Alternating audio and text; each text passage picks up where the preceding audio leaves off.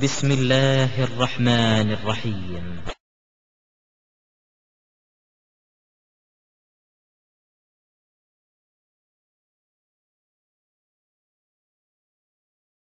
கடைசியா நான் வேலை பார்த்தது வந்து ஆர்கேஆர்னு சொல்லிட்டு ஜாய் ஆலுகாஸ், மலபார், கசானா இது எல்லா நகை கடைகளுக்கும் நகையை வந்து செஞ்சு வியாபாரம் பண்ணக்கூடிய ஒரு கம்பெனியில சீனியர் சீஃப் மேனேஜரா வந்து இருந்துட்டு நான் வெளில வந்தேன். இந்த தௌஹீதை வந்து நான் தழுவினதுக்கு அப்புறம் என்னுடைய செயல்பாடுகள் என்னை மீறி கூட போயிடக்கூடாது அப்படின்ற ஒரு விஷயத்துல நான் இருக்கணும்ன்றதுக்காக தௌஹீத் அமைப்பை சேர்ந்த மார்க் ஆட்ஸ் அப்படின்னு சொல்லிட்டு ஒரு தௌஹீத் நண்பர் ஒருவர் அவரு என்னை கூப்பிட்டு பேசினாரு. எனக்கு இதுதான் சரி அப்படின்றது எனக்கு பட்டுச்சு. ஏன்னா ஐவேள தொழுகை எனக்கு வந்து கிடைக்கும். ரெண்டாவது வந்து மனிதன் பலவீனமா தான் படைக்கப்பட்டிருக்கான். அந்த பலவீனத்தை வந்து வேற யாரும் கொண்டு போயிடக்கூடாது அப்படின்றதுனால அந்த சகோதரர் கூடவே நம்ம இருந்துட்டோம்னா இதுவும் ஒரு வகையான ட்ரைனிங் தான். ஒரு வருட காலம் மிலிட்டரி ட்ரைனிங் சொல்லுவாங்க. அந்த மாதிரி நம்ம தௌஹீத் ட்ரைனிங் அப்படின்ற ஒரு கட்டுப்பாட்டுக்குள்ள நம்ம இருந்துட்டோம்னா நம்ம மறுமை வாழ்க்கை அப்படின்ற ஒரு விஷயத்தை நம்ம நம்பி போக ஆரம்பிச்சிட்டோம். அதனால வந்து நம்ம இன்னைக்கு 40,000 சம்பாதிக்கிறோமோ 50,000 சம்பாதிக்கிறோமோ அது விஷயம் இல்ல. ஏழை மக்களுக்கு எவ்வளவு கொடுக்குறோம், என்ன உதவி பண்றோம், நான் என் வயிறு சந்தோஷமா இருக்குன்றதை விட மத்தவங்க வயிறு நான் எவ்வளவு தூரம் திருப்திப்படுத்திருக்கேன்ற ஒரு விஷயம், ஒரு இதை வந்து இந்த தௌஹீதுன்ற ஒரு அருமையான அமைப்பு வந்து எனக்கு தெரிவித்த காரணத்தினால் நான் இப்ப வந்து என்னுடைய ப்ரொஃபஷனே கம்ப்ளீட்டா மாத்திட்டு மார்க்கெட்ஸ் அப்படின்ற நிறுவனத்துடன் நான் தலைமை அதுல பிசினஸ் டெவலப்மெண்ட் மேனேஜரா தலைமை எடுத்துக்கிட்டு நான் இப்போ ஐவேள தொழுகை இஸ்லாத்தை பத்தி இன்னும் கத்துக்கலாம் நிறைய அப்படின்றதுனால அங்க இருக்கிற நண்பர்கள்லாம் இஸ்லாத்துடைய நண்பர்களா இருக்கனால அந்த ப்ரொஃபஷனை வந்து நான் எடுத்துட்டு இப்போ அதுல நான் போயிட்டு இருக்கேன். இப்ப தொழுகிறதுக்கு வந்து பயிற்சி எடுத்துட்டு இருக்கேன். இப்போ எனக்கு வந்து சூறாலாம் சொல்ல தெரியல. நேத்திக்கு நான் உசைன் அலிட்ட பேசும்போது கூட நான் சொல்லி வருத்தப்பட்டேன். எனக்கு ஒரு சூறா கூட சொல்ல தெரியலையே அப்படின்னு சொல்லி சொன்னேன். அவர் சொன்னார், வருத்தப்படாதீங்க, நீங்க இது டச்சிலே இருந்தீங்க அப்படின்னா கண்டிப்பா நீங்க எல்லாத்தையும் தெரிஞ்சுக்கலாம். நீங்க இப்ப சேர்ந்திருக்க இடமும் தௌஹீத். இப்ப நான் வந்து காலையில முதல் மாலை வரை நாங்க வந்து பைக் டிரைவிங்ல தான் இருப்போம். மிஞ்சி போச்சுன்னா நாங்க வந்து கஸ்டமர்ஸை பார்க்கக்கூடிய நேரங்கள் வந்து 1 மணி நேரம் இல்லைன்னா 2 மணி நேரம் 1.5 மணி நேரம் தான். மீதி இருக்கக்கூடிய 7 மணி நேரத்துல நான் எப்படி இதை வந்து மேலும் மேலும் பழகி கொள்ளலாம், கத்துக்கலாம் அப்படின்ற ஆர்வத்துல என்னோட நண்பர் சமீவுல்லான்னு அங்க ஒருத்தர் இருக்காரு, அவர்கிட்ட கேட்டு தெரிஞ்சுக்கிட்டே இருக்கேன். ஒரு விஷயமா சுப்ஹானல்லாஹ் கூட அர்த்தம் தெரியாது எனக்கு. ஆனா இப்ப நான் வந்து எல்லாம் பழகிட்டு இருக்கேன். இன்ஷா அல்லாஹ்ன்றது முன்னாடி தெரிஞ்ச அர்த்தம். ஆனா சுப்ஹானல்லாஹ் அப்புறம் நிறைய அர்த்தங்கள்லாம் சொல்றாங்க. ஆனா எனக்கு சரியா தெரியல. கண்டிப்பா நான் வந்து கத்துக்கிட்டு நான் இன்னும் தூய வழியில இஸ்லாமை வந்து நான் எப்படி கடைபிடிக்கலான்றதுல நான் இன்னும் ட்ரைனிங்ல தான் இருக்கேன். எவ்வளவு ஒரு தியாகத்தை பாருங்க. இங்கே இஸ்லாத்துல இருக்கக்கூடிய பேர்தாங்கி முஸ்லிம்கள் தங்களுடைய உலக ஆதாயத்திற்காக மார்க்கத்துக்கு முரணான, மார்க்கம் தடை செய்யாத, மார்க்கத்தால் தடை செய்யப்பட்ட ஹராமான பொருள்களை வியாபாரம் செய்யக்கூடிய நிலைமையை பார்க்கிறோம். பொருளாதார மோசடி செய்யறத பாக்குறோம், வியாபாரத்துல கலப்படம் செய்யறத பாக்குறோம், வியாபாரத்துல மற்ற ஆளுகளை ஏமாத்துறத பாக்குறோம், வியாபாரம் என்ற பேர்ல மற்ற ஆளுகளுடைய பணத்தை பொருளை சுரண்டுவதை பார்க்கிறோம். நாங்க வந்து வியாபாரம் செய்யணும்ன்ற பேர்ல எந்த ஒரு மார்க்க வரைமுறையும் பேணாமல் இருந்து இஸ்லாத்தை விட்டு வெளியேறக்கூடிய முஸ்லிம் பெயர்தாங்கிகளை பார்க்கிறோம். ஆனா இங்க என்ன நிலைமை, இஸ்லாத்தை தழுவி வர்றாரு, சுப்ஹானல்லாஹ், ஒரு 2 மாசம் தான் ஆகுதுங்க, இஸ்லாத்தை தழுவி வர்றாரு. வந்தா தன்னுடைய அந்த வியாபாரமானது, நான் செய்யக்கூடிய வியாபாரம் ஹராமான வியாபாரம்லாம் ஒன்றும் பார்க்கல, நல்ல பெரிய பெரிய தங்க நகை கடைகள்ல சேல்ஸ் மேனேஜரா ஒரு முக்கியமான ஒரு போஸ்டிங்ல இருக்கிறாரு, பல்லாயிரக்கணக்கான ரூபாய்கள் சம்பளத்தை வாங்குறாரு.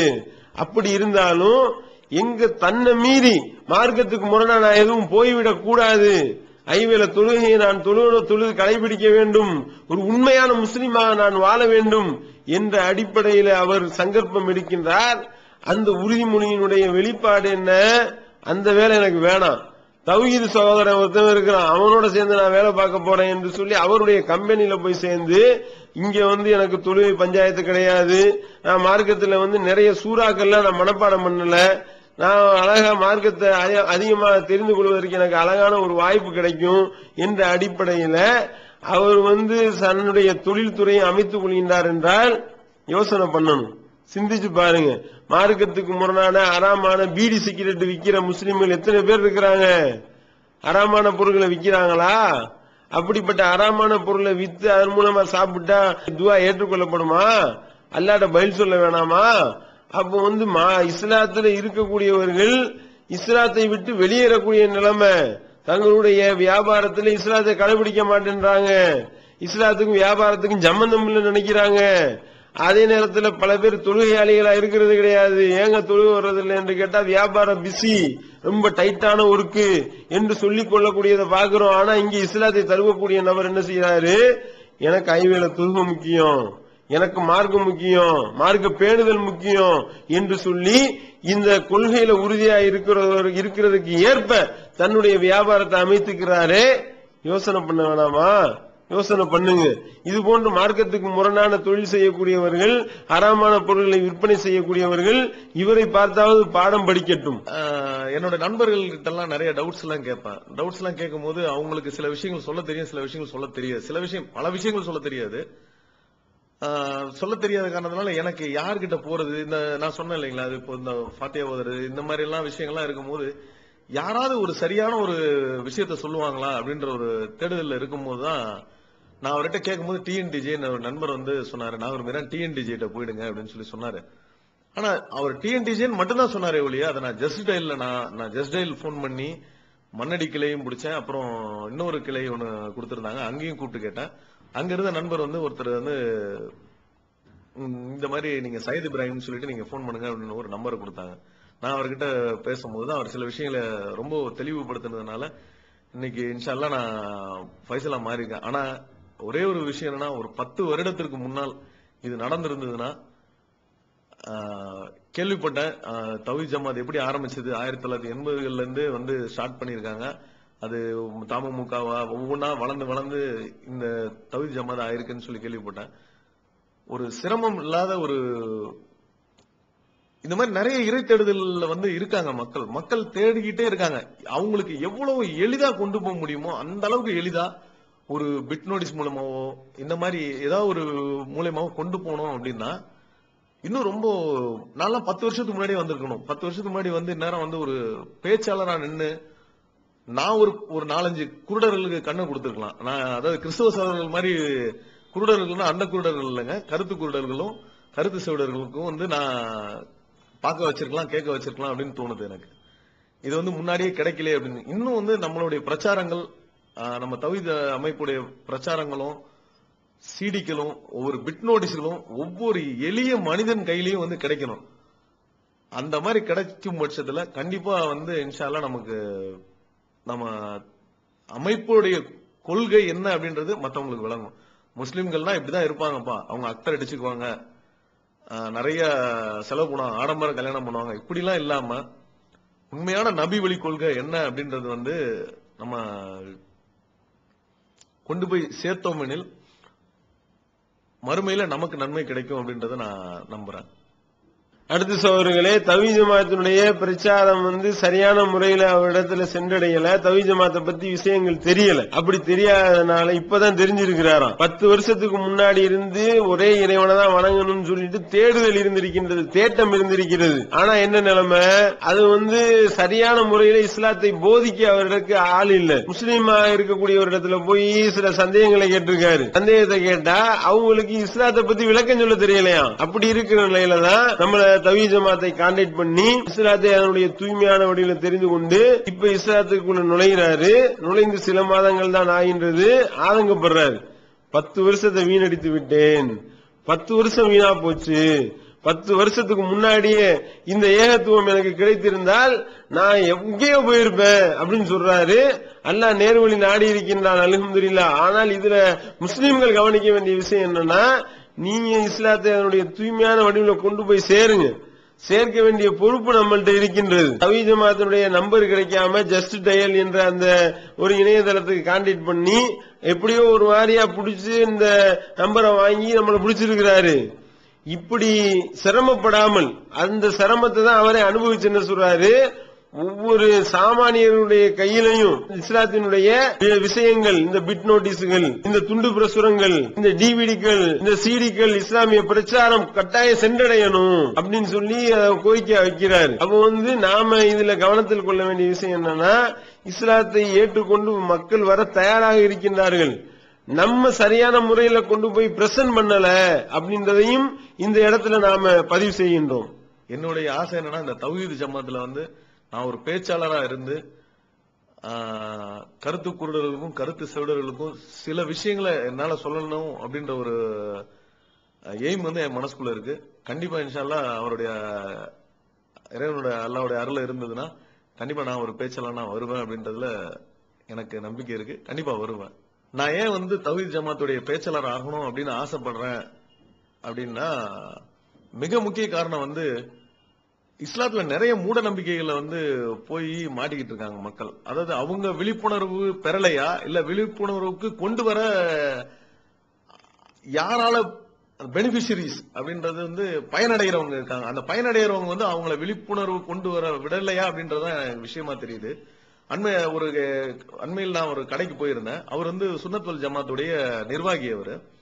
அவர்கிட்ட போய் பேசிட்டு இருக்கும்போது, அவர் ரொம்ப நல்ல பழக்கமானவர். எனக்கு அஸ்ஸலாமு அலைக்கும் பாய் அப்படின்னு சொல்லி சொன்னா, வலைக்கும் சலாம் அப்படின்னு சொல்லி பேசிட்டு இருக்கும்போது, பாய் நான் குரான் படிச்சிட்டு இருக்கேன் பாய் அப்படின்னு சொன்னா, ரொம்ப சந்தோஷம் அப்படி அப்படின்னு ரொம்ப நல்ல அன்பை கொண்டுச்சிட்டு இருந்தாரு பாய். அப்புறம் ஒரே ஒரு சின்ன டவுட் பாய், ஏன் பாய் இந்த தகடெல்லாம் இங்க வச்சிருக்கீங்க அப்படின்னு சொல்லி கேட்டேன். அவருக்கு சுத்தமா குரான்ல அந்த மாதிரி ஒரு விஷயம் கூட இல்லையே பாய், ஒரு ஈய கூட உன்னால விரட்ட முடியாது அப்படின்றது ரொம்ப தெளிவா போட்டிருக்க பாய். அப்படி இருக்கும்போது இறைவனுக்கு இணையா நீங்க இதை வச்சிருக்கீங்களே அப்படின்னு நான் கேட்ட உடனே அவர் அவருடைய முகம் போன கோணங்கள் ரொம்ப ஆச்சரியத்துக்கு உள்ளான. நான் அப்பதான் முறையா நான் தௌஹீத் ஜமாத்துடைய பிரச்சாரம், அவர் என்ன அடுத்த விஷயம் அவர் என்ன பார்த்தது நான் தௌஹீதா இருக்கணும் அப்படின்ற ஒரு எண்ணத்துலதான் அவர் பார்த்தாரு. இல்ல பாய், இதுல எனக்கு ஒரே ஒரு சந்தேகம் என்னன்னா, இந்த தகுட்டுல என்ன ஒரு பவர் இருக்கு நீங்க இதை வச்சிருக்கீங்க, இது எந்த டெஸ்ட்டுக்கு அனுப்புனாலும் இது ஒரு சாதாரண செப்பு தானே பாய் இது. நான் அடுத்த கேள்வி கேட்டேன். ரெண்டாவது கேள்விக்கு மேல அவரால் பதில் சொல்ல முடியாதனால அவர் எழுந்து உள்ள போயிட்டாரு. போனவர் அவர் அரை மணி நேரமா வரல. நானும் வெயிட் பண்ணி பார்த்துட்டு நான் பேசாம வந்துட்டேன்.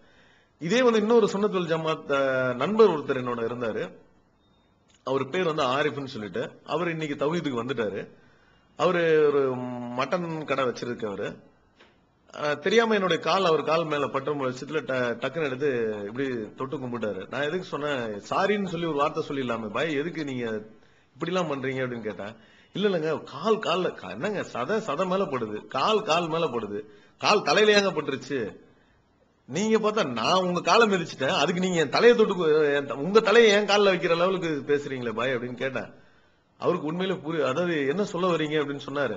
அப்பதான் நான் சொன்ன சில விஷயங்களை, இறைவன்னா இப்படிதான் இருக்கணும். அப்ப நான் பேசும்போது அந்த காபால இருக்கக்கூடிய அந்த கல்லை பத்தி பேசினேன். நீங்களும் பாய் நீங்களும் கல்ல கும்பிடுறீங்க, நானும் கல்ல கும்பிடுறேன் அப்படின்னு சொல்லி அவரை நானே வேணும்னே தான் நான் கேட்டேன். இந்த கேள்வியை வேண்டுமென்றே கேட்ட கேள்விதான். அப்படின்போது அப்படின்னு ஒண்ணு இருக்கா அந்த இடத்துல அப்படின்னு சொல்லி கேட்டாங்க. அதுக்கு நான் அர்த்தம் சொன்னேன் அவர்கிட்ட, பாய் அது சொர்க்கத்திலிருந்து இறக்கப்பட்ட கல். அது அபூபக்கர் அவர்கள் அந்த விஷயத்த சொல்லியிருக்காங்க. எப்படின்னா, நீ வெறும் கல்லு என்பது எனக்கு நல்லாவே தெரியும், நபிகள் நாயகம் உனக்கு முத்தமிட்ட ஒரே காரணத்தினாலதான் நான் உனக்கு முத்தமிடுறேன், வேற உனக்கு எந்த விதமான சக்தி இல்லைன்றது எனக்கு நல்லாவே தெரியும் அப்படின்னு சொல்லியிருக்காரு பாய் இதுல அப்படின்னு சொல்லும் போது அவருக்கே வியப்பா இருந்தது. அங்க அந்த மாதிரி ஒரு கல் இருக்கா அப்படின்றது தெரியாம, இந்த மாதிரி இஸ்லாம்னா என்னன்னே தெரியாம இன்னும் பல பேர் இன்னும் இருளும் தான் மூழ்கிட்டு இருக்காங்க. என்னுடைய ஆசை என்னன்னா, இந்த தௌஹீத் ஜமாத்துல நான் ஒரு பேச்சாளரா இருந்து கருத்து குருடர்களுக்கும் கருத்து செவிடர்களுக்கும் சில விஷயங்களை என்னால சொல்லணும் அப்படின்ற ஒரு எய்ம் என் மனசுக்குள்ள இருக்கு. கண்டிப்பா இன்ஷா அல்லாஹ் அவருடைய இறைவனுடைய அல்லாஹ்வுடைய அருள் இருந்ததுன்னா கண்டிப்பா நான் ஒரு பேச்சாளனா வருவேன் அப்படின்றதுல எனக்கு நம்பிக்கை இருக்கு. கண்டிப்பா வருவேன். அடுத்து சோழர்களே, அவர் தன்னுடைய ஆசையை இங்கே நமக்கு தெளிவுபடுத்துகின்றார். அவருடைய ஆசை என்னவா, தௌஹீத் ஜமாத்தினுடைய பேச்சாளராக கருத்து குருடர்களுக்கும் கருத்து செவிடர்களுக்கும் நேர்வழி காட்டுவதற்காக என்னுடைய பிரச்சாரத்தை அமைக்க வேண்டும் அப்படின்றத தன்னுடைய ஆசையை அவர் சொல்றாரு. அதற்கு தகுந்தாற் போல தன்னுடைய நேரத்தையும் ஒதுக்கி இப்ப அவர் வந்து பேச்சாளர் ஆவதற்கு உண்டான எல்லா ஏற்பாடுகளும் நடந்து கொண்டிருக்கின்றது. இன்ஷா அல்லாஹ் அவர் கூடிய விரைவில் தவ்ஹீத் ஜமாஅத்தினுடைய ஒரு சிறந்த பேச்சாளராக வருவதற்கு நீங்களும் பிரார்த்தனை செய்யுங்கள். தான் ஒரு பேச்சாளராக ஆக வேண்டும். ஏன் அப்படின்றத அவர் விளக்குறாரு பாத்தீங்களா? காரணம் என்ன? முஸ்லீம்களை திருத்துறதுதான் மெயினா சொல்றாரு. முஸ்லீம் பேருதாங்கிகளா இருக்கக்கூடியவர்கள் என்னென்னலாம் பண்ணிக்கிட்டு இருக்கிறாங்க. சுன்னத்துல் ஜமாத் பள்ளிவாசனுடைய நிர்வாகியை சந்திச்சிருக்கிறாருங்க. அந்த நிர்வாகி வந்து தன்னுடைய அந்த கடையில வந்து ஒரு தகடை மாட்டி வச்சிருந்திருக்கிறாரு. அல்லாஹ் ஒருத்தனை மட்டும்தானே வணங்கணும், இந்த தகடையை வணங்குறீங்கன்னு ஒரு கேள்வி கேட்டிருக்காரு. பார்த்தா சுன்னத்துல் ஜமாத் பள்ளிவாசல் நிர்வாகி ஆள் எஸ்கேப். அதே மாதிரி ஆரிஃப் என்ற சவர் என்ன செஞ்சிருக்காரு, மிதிச்சுட்டு தொட்டு கும்பிட்டாராம். தொட்டு கும்பிடுறது ஒரு சதை மேல சதைப்பட்டா கால் மேல கால் போட்டா அதுக்காக எதுக்கு என்னைய தொட்டு கும்பிடுறீங்க, ஒரு கல்லுக்கு மதிப்பு கொடுக்கலாமா அப்படின்னு சொல்லி அவரிடத்துல தாவா பண்ணிருக்காரு. அதுக்கப்புறம் தான் அவர் தவ்ஹீத விளங்கிக்கிட்டாராம். பாக்குறோம் முஸ்லீம் சகோதரிடத்துல போய் அஜ்ருல் அஸ்வத்தை பத்தி கேட்டிருக்கிறாரு. அவருக்கு அஜ்ருல் அஸ்வத்னா என்னன்னே தெரியல. அதோடு மட்டுமல்லாமல் இது போன்ற முஸ்லீம் பெயர் தாங்கிகள் பண்ண வேலைகள் தான் இவரை வந்து ஒரு பேச்சாளராக உருவாக்குவதற்கு ஒரு உந்து சக்தியாக இருந்திருக்கின்றது. நான் வந்து எனக்கு கிடைத்த இந்த இஸ்லாத்தை சரியான முறையில மக்கள் மத்தியில கொண்டு போய் எத்தி வைக்குவதற்கு நான் தவ்ஹீத் ஜமாத்துல பேச்சாளராகியே தீர வேண்டும் என்பதில் ரொம்ப முனைப்பாக இருக்கிறார். எந்த விஷயத்தை எடுத்தாலும் அதுல வந்து ஒரு அந்த அஜரதா இருக்கவர் வந்து அவரை வந்து ஒரு அவர் சாதாரண மனிதர், எளிய நடையில அழகா அவர் வந்து பேசலாம். அவர் ஒரு தொப்பி வச்சுக்கிட்டு அதுக்கு மேல ஒரு அழகா ஒரு தலைப்பாயை ஒண்ணு கட்டி அதை இப்படி வச்சு அது கீழே வரைக்கும் தொங்க வச்சு அதுக்கு மேல ஒரு இது மாதிரி போட்டு வந்து நின்று அவர் பேசும்போது கையில ஒரு அந்த காலத்து அரசர்கள்லாம் வச்சிருக்கிற மாதிரி ஒரு ஊன்றுகோலை வச்சு இப்படி எல்லாம் அப்படி ஏறி அந்த சிம்மாசனத்துக்கு மேல உட்கார்ந்து அந்த அது பக்கத்துல உட்கார்ந்து இருக்க நண்பர் சொல்றாரு, ரொம்ப எப்படி கம்பீரமா பேசுறாரு. பேசுறதுல என்னங்க சார் கம்பீரம் இருக்கு, இது இப்படி எல்லாம் வச்சுட்டு பேசினாதான் கம்பீரமா? ஒரு கருத்தை எடுத்து சொன்னோம்னா அதை சிதைவில்லாம எடுத்து சொன்னோம்னா அந்த தவ்ஹீத் ஜமாத்துல ஒரு குழந்தை கூட சொல்லுங்க, அது ஒரு கருத்தை சிதைவில்லாம அதை கொண்டு போய் சேர்க்கறதுக்கு தவ்ஹீத் ஜமாத்துல இருக்க ஒரு குழந்தை போதுமேங்க.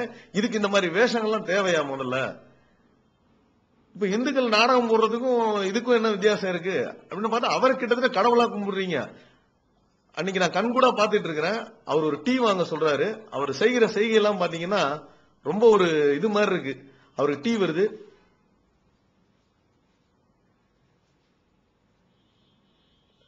அப்படிங்கிறாரு. இதுக்கு அர்த்தம் என்ன? போதுமா, இன்னும் கொஞ்சம் ஊத்து, போயிடு அப்படின்னா அதுக்கு உண்டான அவருக்கு யாருங்க அந்த பவர் கொடுத்தா அப்படின்னு பாத்தீங்கன்னா நீங்க தான் கொடுக்குறீங்க.